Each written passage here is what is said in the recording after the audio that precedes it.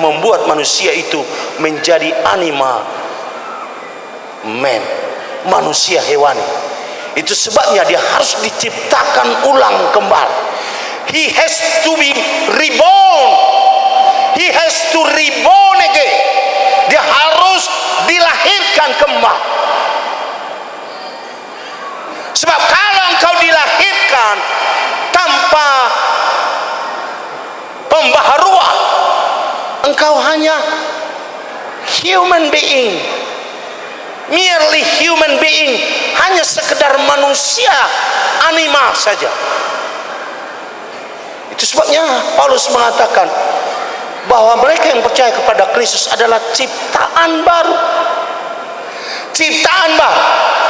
Engkau bisa sama seperti makhluknya si Darwin itu, tetapi engkau beda karena ada penciptaan baru. Galatia 2 ayat 22 tadi mengatakan, aku hidup, bukan aku yang hidup lagi, tetapi Kristus.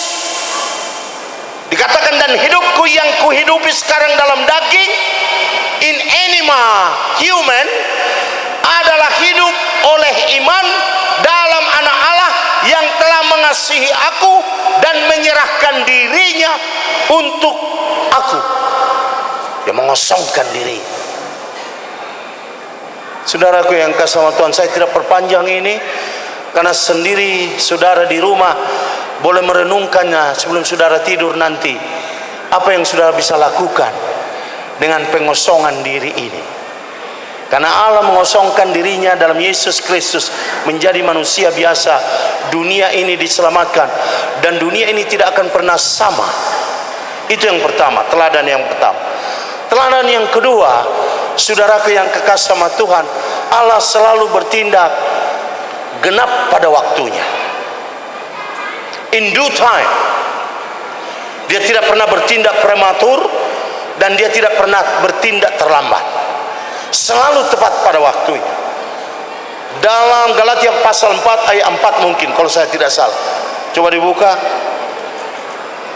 Tetapi setelah genap waktunya, maka Allah mengutus anaknya yang lahir dari seorang perempuan dan takluk kepada hukum Taurat. Genap pada waktunya. Saudaraku yang kasih sama Tuhan, bahwa Allah itu harus masuk di dalam waktu dan ruang manusia. Karena dia memang Allah yang timeless dan spaceless. Dia tidak terikat kepada ruang dan waktu. Tapi untuk berhubungan dengan manusia itu dalam hakikat seperti apa yang dimaksud oleh Rasul Paulus ini, dia harus masuk dalam ruang dan waktu kita. Sehingga genap pada waktunya Allah mengutus anaknya yang tunggal. Nah, kadang-kadang saya berpikir, kenapa Tuhan Yesus tidak lahir pada waktu zaman sekarang? Waktu teknologi sudah semakin tinggi, manusia sudah 7 miliar lebih, dan pikiran manusia sudah hebat. Dari situlah lahir Tuhan Yesus. Tetapi itu bukan waktu yang dipilih oleh Tuhan. Itu bukan waktu yang dipilih oleh Allah. Yesus datang di dalam dunia ini dengan waktu Tuhan. Firman Tuhan mengatakan dia lahir seperti yang difirmankan, dia hidup seperti yang difirmankan, dia mati seperti yang difirmankan, dia bangkit seperti yang difirmankan, dan dia naik ke surga seperti yang difirmankan, dan dia akan datang kembali seperti yang difirmankan. Semua proses kehidupan Tuhan itu ada di dalam rancangan Allah, di dalam kekekalan. Ada pernah orang bertanya kepada saya, kan dia di dalam kekekalan sudah tahu semuanya itu. Sebelum dia menjadi manusia, dia kan maha tahu. Saya bilang tidak. Karena ketika Yesus ada di dalam dunia ini, dia tidak hidup sebagai Tuhan, dia hidup sebagai manusia biasa. Hati-hati para pendeta. Sebab kalau dia hidup sebagai Tuhan di dalam dunia ini, maka sebenarnya dia akan mati sebagai Tuhan. Dan pernahkah saudara tahu bahwa Tuhan tidak pernah bisa mati? Dia hidup di dalam dunia ini sebagai manusia.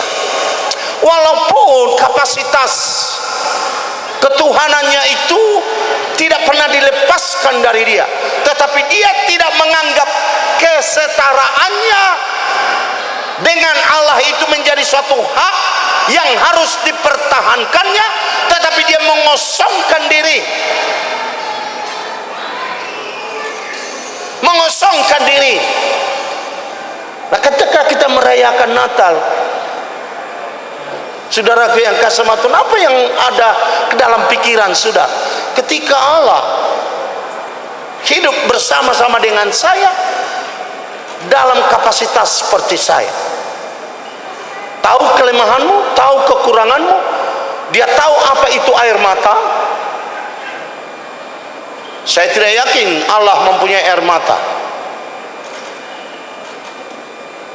karena dia tidak tahu sebenarnya apa yang dirasakannya dari semua apa yang dirasakan oleh ciptaannya.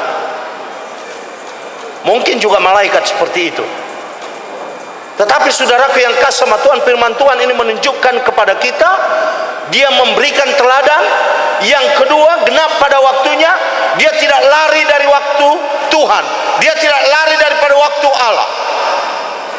Lalu saya katakan kepada orang itu bahwa sebagai manusia juga dia tidak tahu semua. Ketika murid-murid bertanya kapankah kejadiannya itu, Yesus berkata, anak tidak tahu, hanya Bapa yang tahu.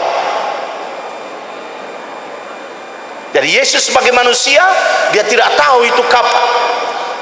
Barangkali setelah dia naik ke surga, dia mungkin akan tahu. Dia tunggu waktunya itu. Tidak boleh buru-buru, tidak boleh cepat. Di dalam zaman instantisme sekarang ini, zaman instantisme, serba cepat, serba ini, kadang-kadang kita mencuri ruang dan waktu yang diberikan oleh Tuhan kepada kita. Alamatnya saudaraku, kita akan kena penalti dari perbuatan kita itu. Setiap apa yang dilakukan oleh manusia dengan mengambil dan mencuri, mengecilkan atau membesarkan, mengacaukan dari seluruh hukum-hukum alam yang Tuhan berikan, kita akan menerima penalti yang oleh Alkitab sering disebut sebagai kemurkaan Tuhan, yang oleh Alkitab sering disebut keadilan Tuhan, sehingga manusia itu mati. Manusia itu, saudaraku yang kekasih sama Tuhan, menjadi terjejas. Saya baru mendapat video dari Bapak Bresman tentang kejadian di Timur Tengah. Saudaraku yang kasih sama Tuhan, mungkin saudara-saudara juga boleh melihatnya, karena saya tidak tahu bagaimana memutar-mutar Facebook dan lain sebagainya. Maka ketika itu diberikan, saya menangis. Saya beritahukan kepada istri saya, ini ada satu film tentang bagaimana anak-anak kecil disusun seperti ikan rebus layaknya, mati dan tidak berdaya. Anak kecil semua, ada paling sedikit saya kira di sekitar 50 anak kecil. Saudaraku yang kasih, saya menangis, istri saya tidak tahan, anak saya perempuan menangis. Pernahkah saudara tahu itu semua akibat penalti, penghukuman yang kita buat sendiri? Saudaraku yang kekasih sama Tuhan, teknologi kita telah membuat kita dihukum sendiri. Nah, saya tidak mengatakan bahwa teknologi itu tidak baik. Saya hanya menyaksikan pemilik teknologi itu. Karena teknologi lah saudaraku yang kasih sama Tuhan membuat obat-obat yang baru untuk kesembuhan penyakit-penyakit manusia yang ada sekarang. Tetapi teknologi juga yang membuat peluru, mesiu, nuklir, bom atom yang sudah terbukti bagaimana jutaan orang mati karena teknologi itu. Nah, saya bukan antipati kepada teknologi, Tetapi saudaraku yang kekasih sama Tuhan, ketika manusia itu mencuri ruang dan waktu Tuhan, dan dia masuk di dalam ruang dan waktu yang tidak dikenalnya, saudaraku yang kekasih sama Tuhan, apa yang terjadi dengan Nimrodisme? Nimrodisme adalah ketika saudaraku yang kasih sama Tuhan, kemampuan otak yang diberikan oleh Allah kepada manusia itu disalahgunakan. Dalam kitab Kejadian itu dikatakan apa saja yang mereka pikirkan mereka bisa lakukan. Apa yang mereka pikirkan bisa dilakukan oleh manusia itu, sehingga mereka ingin membuat suatu benteng menara yang sangat tinggi di Babel sampai ke langit. Sedikit dari apa yang mereka pikirkan itu sudah kita lakukan sekarang, saudara. Dunia sekarang berlomba-lomba untuk membuat pencakar langit yang tertinggi. Sekarang akan ada pencakar langit yang tertinggi di Dubai. Nah, dulu kala Allah mengacaukan ini, karena ini antitesis kepada tesis Allah. Karena tesis Allah menghukum manusia karena dosa-dosanya, manusia ini dengan teknologi mencari jalan keluar agar kita tidak kena hukum Tuhan dengan teknologinya. Sehingga ketika mereka membuat menara sampai ke atas, itu menunjukkan kalau nanti datang air bah sebagai hukuman Tuhan, kita bisa selamat karena kita naik ke menara itu. They stole the time and the space of God. Saudaraku yang kekasih sama Tuhan, Pentakosta tidak diajarkan untuk manakotiki dohot ruang ini di bata. Allah memberikan kepada kita satu komoditas rohani yang sangat luar biasa, yaitu kesabaran. Kadang-kadang kita anggap enteng kesabaran ini, karena kesabaran itu bisa juga kita terjemahkan sebagai kebodohan. Kesabaran itu juga kita bisa terjemahkan sebagai tidak dapat berbuat apa-apa, sedikit pasrah. Kesabaran itu kadang-kadang kita terjemahkan sebagai bahoma jonuaing ala honuaing babai nokku sipau. Saudara yang kasih, tapi kesabaran yang dimaksud oleh firman Tuhan adalah berikan ruang dan waktu kepada Tuhan. Berikan ruang dan waktu kepada Tuhan jika kau ingin sukses. Berikan ruang kepada Tuhan jika kau ingin kaya. Berikan ruang dan waktu kepada Tuhan di dalam ruang dan waktumu itu sendiri jika kau ingin dimuliakan, jika kau ingin menggapai sesuatu. Jikalau gereja ini ingin menjadi gereja yang dipakai oleh Tuhan menginjil ke seluruh dunia, give space and time to God.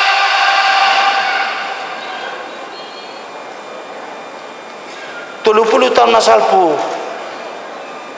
ngabuyau pengkhotbah internasional.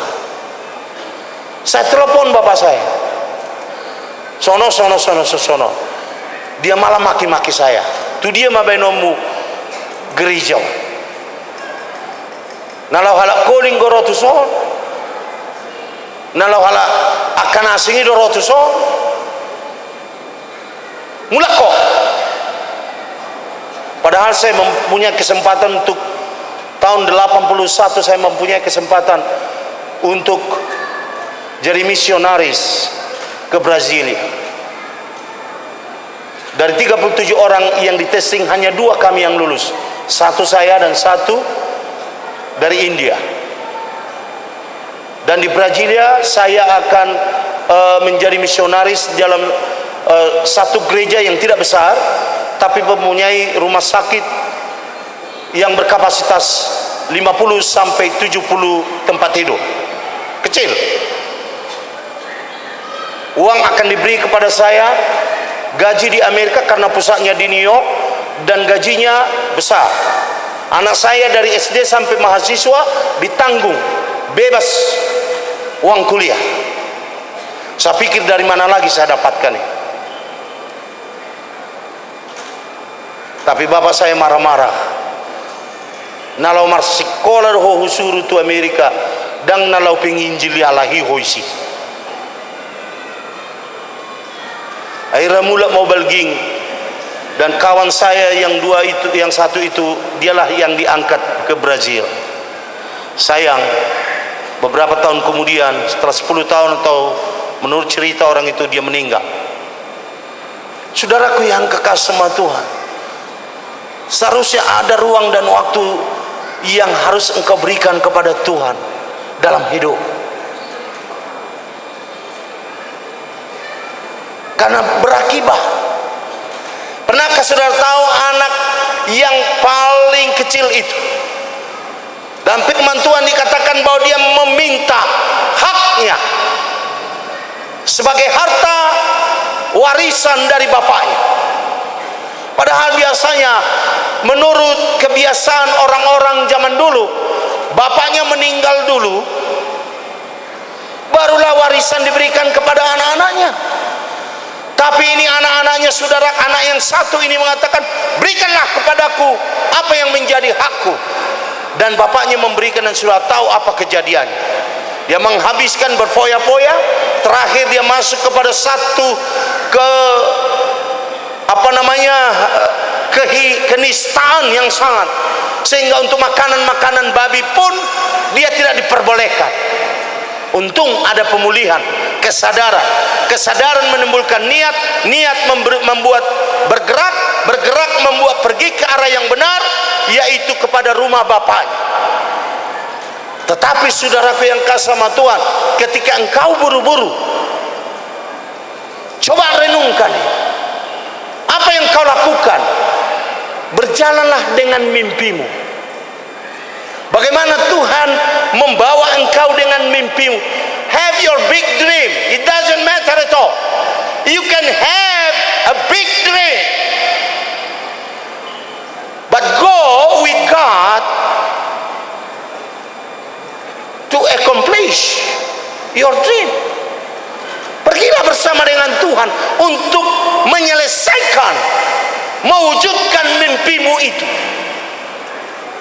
Pernah saudara tahu, ketika Yusuf bermimpi, maka realita de facto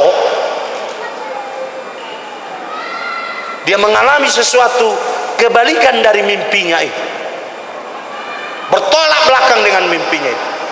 Contoh yang kedua yang Tuhan berikan kepada kita, berikan waktu itu kepada Tuhan. Sabar. Lakukan semua pekerjaan. Biarkan Tuhan yang memberkati semua pekerjaanmu itu. Di sana sini akan ada sesuatu, tetapi di sana akan ada juga sesuatu. Karena setiap perjalanan yang Tuhan telah atur sedemikian rupa dalam hidupmu, itu akan mendapatkan jawaban di sana, bukan di sini, di sana. Jika engkau meneruskan perjalananmu itu sebabnya kepada istri saya katakan, sebelum mati saya pikir masih ada di sana untuk saya. Memang tua hita, ngono 25 tahun kok. Dah persoalan. Ono 25 tahun satonga tahun naik, adong dapat bisa berkat Tuhan dia. Yang saya harus lakukan, saya harus pergi ke sana. Saya harus pergi ke Kanaan. Bisa saja Tuhan memindahkan Kanaan ke tanah Mesir, tapi dia tidak lakukan itu.